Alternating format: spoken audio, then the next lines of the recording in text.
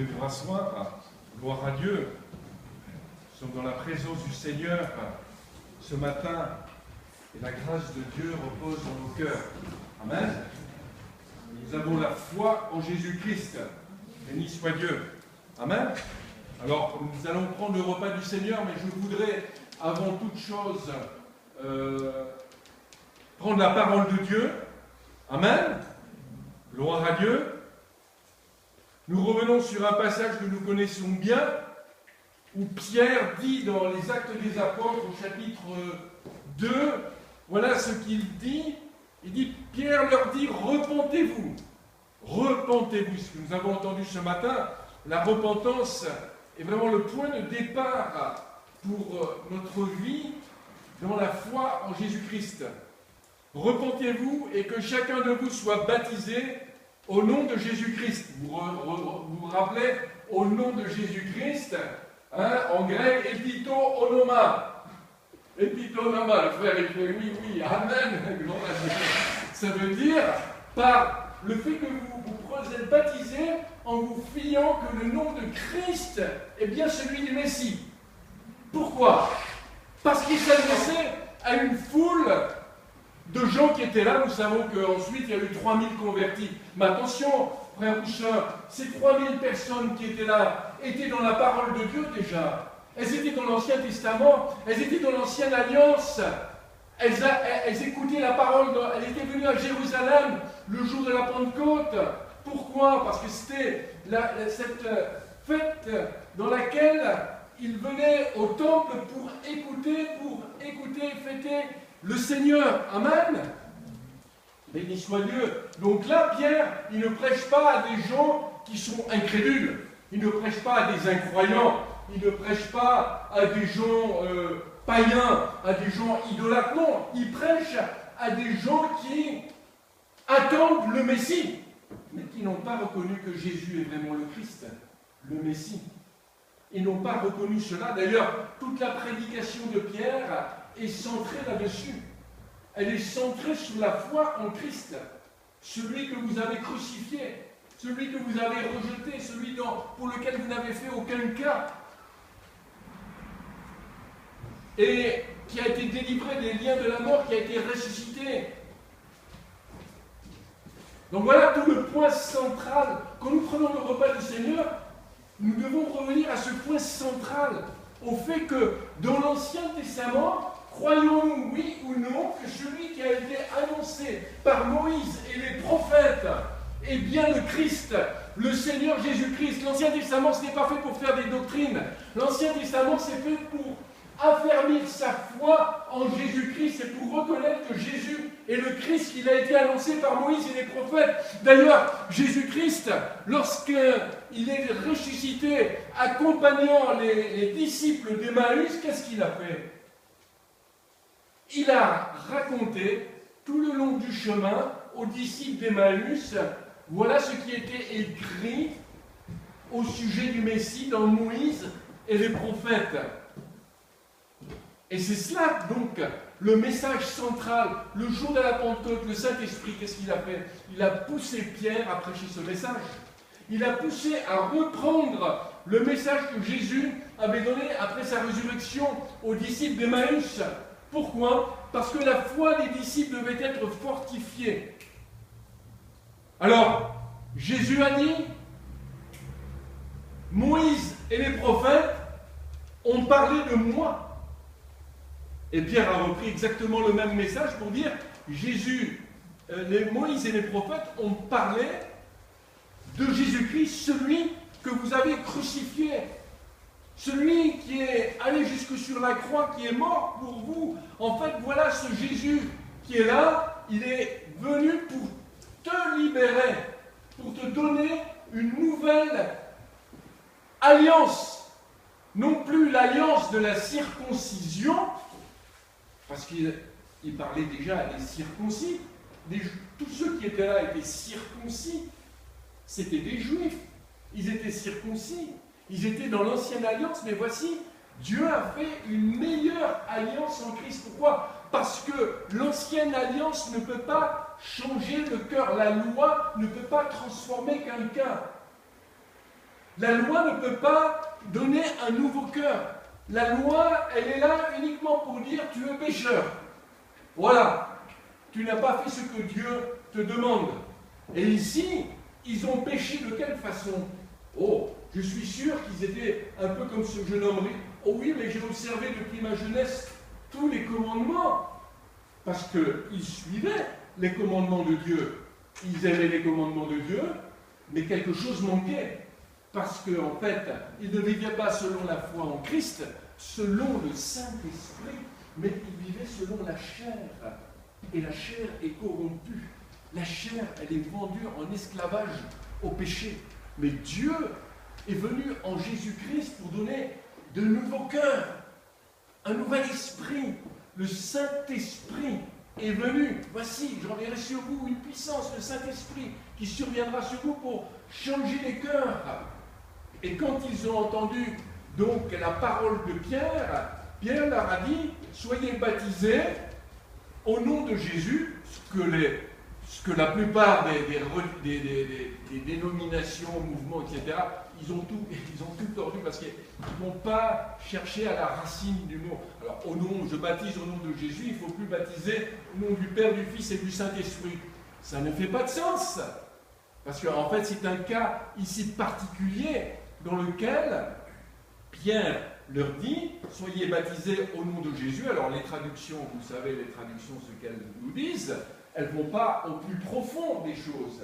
Mais si on revient à la source même et aux racines du texte, si on était des Grecs, des hellénophones, eh bien, on comprendrait bien évidemment que Pierre leur dit, ben maintenant, vous soyez baptisés parce que vous devez vous fier justement que le nom de Jésus est bien celui du Christ. C'est bien lui le Messie. On ne peut pas se tromper. C'est bien lui qui est venu. Et ça va tout changer. Ça va radicalement changer absolument toute la vie de la communauté juive. Là, ils vont être transformés. Mais vous savez qu'il y en a toujours qui résistent. Ils résistent à la grâce de Dieu. Ils résistent à la foi en Christ. Ils résistent au Saint-Esprit.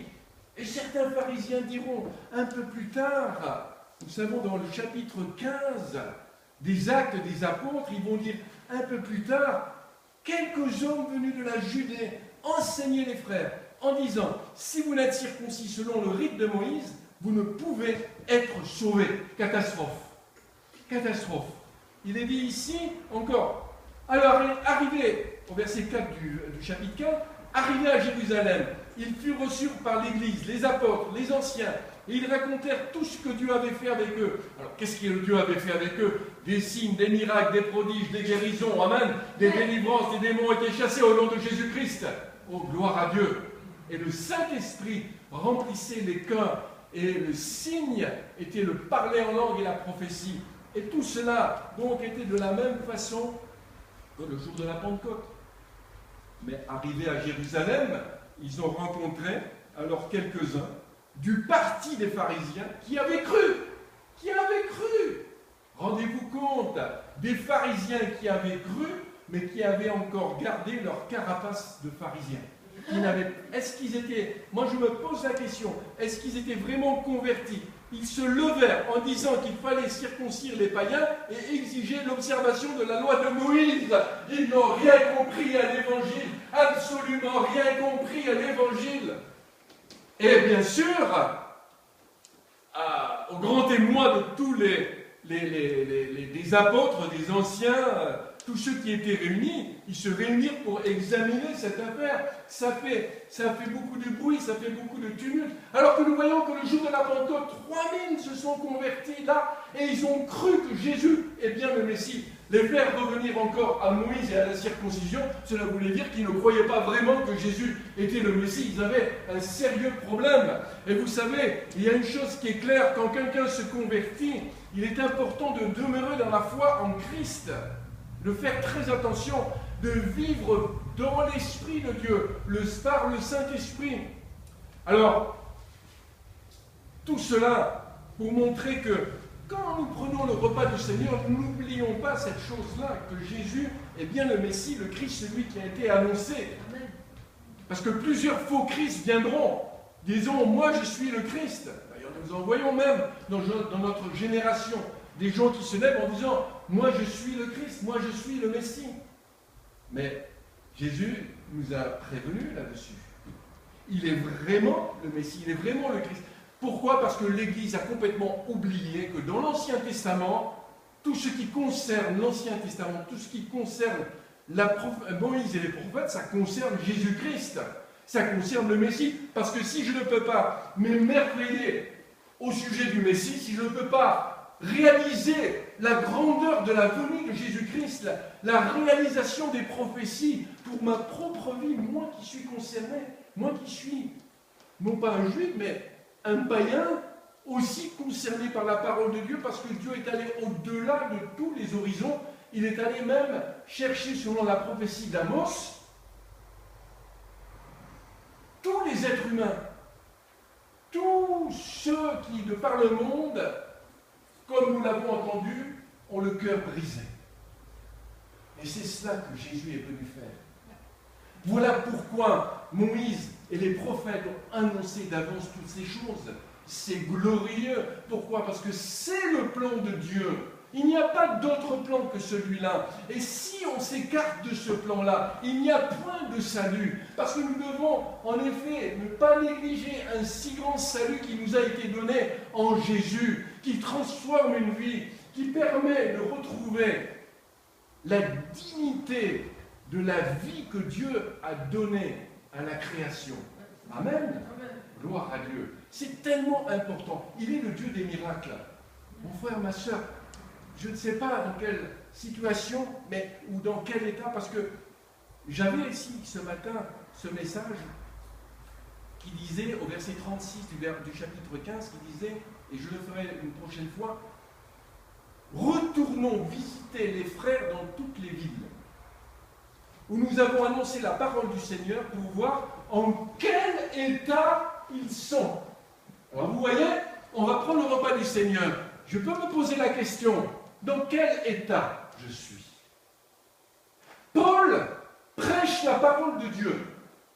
Il va à Derbe, il va à Iconium, il va dans différentes villes de cette région-là, et il prêche l'évangile. Mais bien sûr, voilà qu'il y a des pharisiens, des juifs qui arrivent, de faux frères, comme ils les appellent, et qui arrivent dans l'endroit où il a prêché la foi en Jésus-Christ, et parce que c'est Paul, rappelez-vous au chapitre 19 du verset des Actes, où il dit, voilà, avez-vous reçu le Saint-Esprit quand vous avez cru? Mais tous ces gens-là, Paul ne repartait jamais d'un lieu sans que tout le monde ait reçu le Saint-Esprit. Amen. Sans que nous ne pouvons pas partir d'un lieu sans recevoir le Saint-Esprit. Amen. Gloire à Dieu. Nous devons être touchés par l'Esprit de Dieu. Et Paul, vous vous rendez compte, il dit, je veux retourner dans ces endroits-là pour voir dans quel état ils sont. À cause des fausses doctrines, frères ou sœurs. Parce qu'il n'y a qu'un seul chemin, Jésus-Christ. Il est le chemin, la vérité, la vie. Oh, on le répète, on peut le répéter, mais tout le monde prend d'autres chemins, cherche des doctrines qui sont alléchantes, des doctrines où les gens vont courir, vont être appâtés. La doctrine de la bénédiction, je vais être béni. La doctrine de la prospérité, je veux être prospère. Mais, frères ou sœurs, la seule façon de rentrer au ciel, c'est de recevoir Jésus-Christ et de le reconnaître comme Messie. Amen. Je le vois ici dans le passage, je vois le souci de l'apôtre Paul.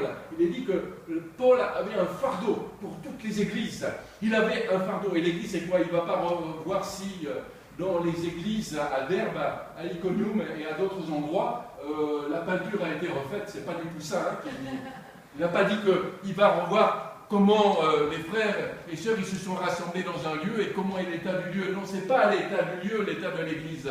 C'est l'état des cœurs. Est-ce que ces gens ont persévéré dans la doctrine du Seigneur? Est-ce qu'ils ont persévéré en Jésus-Christ? Est-ce qu'ils ont persévéré dans la foi en Christ? Est-ce qu'ils ont persévéré dans le Saint-Esprit, la vie du Saint-Esprit?